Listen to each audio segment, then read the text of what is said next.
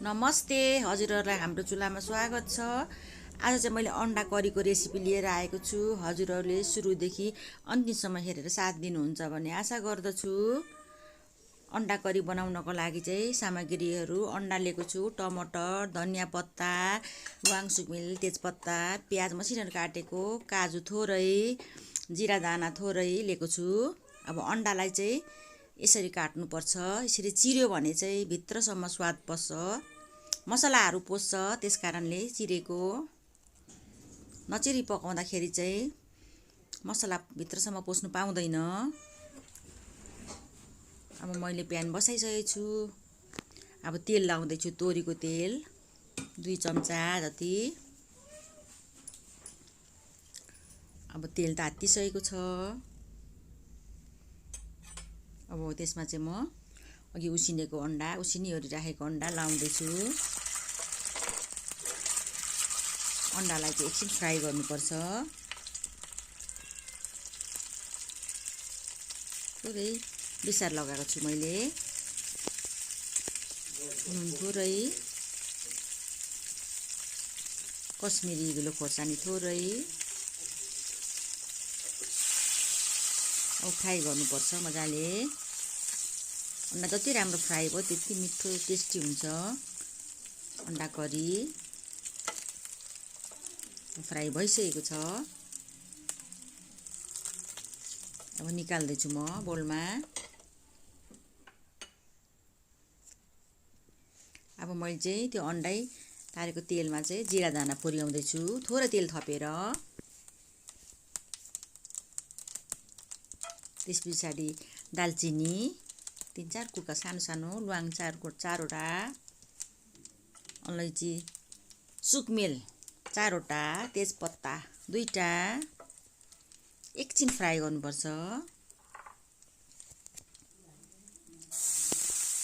मसिनो गरेर काटेको प्याज लगाउनुपर्छ। मैले चाहिँ एउटा लगाएको, ठुलो थियो एउटा हो।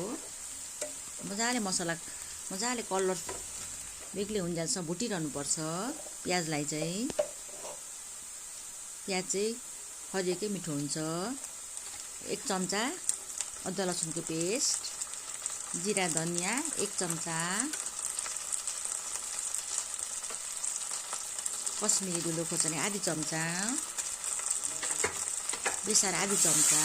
पिरो चाहिँ आफूले अब कतिको खानुहुन्छ त्यो अनुसार लाउनु होला। मैले चाहिँ बच्चाले खाने भएर पिरो लगाएको छुइनँ।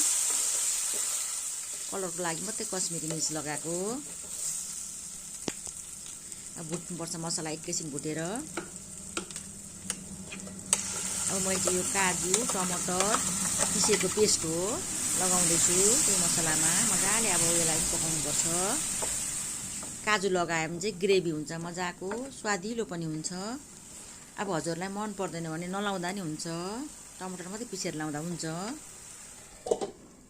छोपेर पकाउनुपर्छ। रेडी भइसक्नु आँट्यो, पाकपछि छ।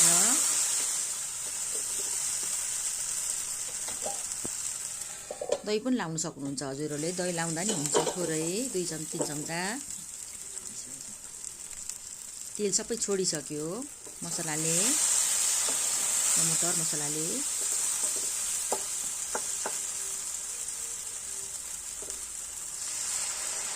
अब चाहिँ मैले अघि पिसेको टमाटर, काजु पिसेको मिक्सरमै मैले पानी लगाएर लाउँदैछु। बाक्लो पातुलो कतिको खानुहुन्छ ग्रेभी त्यही अनुसार लगाउनु होला। अब छोपेर उम्लिन दिनुपर्छ। उम्लि पनि सक्यो। अब अघिको अन्डा चाहिँ तारेको अन्डा राख्नुपर्छ यहाँ। मैले एउटा चाहिँ काटेर मसिनो गरेर काटेर लगाएको छु। त्यसरी काटेर लगाउँदा पनि स्वादिलो हुन्छ करी चाहिँ। 7वटा उसिनेको थिएँ, यहाँ 6वटा मात्रै छ। एउटा मसिनो गरेर काटेर मैले लगाएको छु। अब छोपेर फेरि मजाले त्यसमा छोप्नुपर्छ। छोपेपछि चाहिँ मसलाहरू पस्छ भित्रसम्म। नुन स्वाद अनुसार। मैले नुन चाहिँ लाउनु बिर्सेर अहिले पछिबाट लाउँदैछु, बिर्सेर। हजुरहरूले पहिला लाउनु सक्नुहुन्छ, किन पछि लाएको भन्नुहोला। उम्लिनु पनि थालिसक्यो। अब मसिनो गरेर धनियाँको पत्ता लगाउँदैछु काटेको। यसले पनि धेरै स्वाद दिन्छ सब्जीहरू अन्डा करीमा।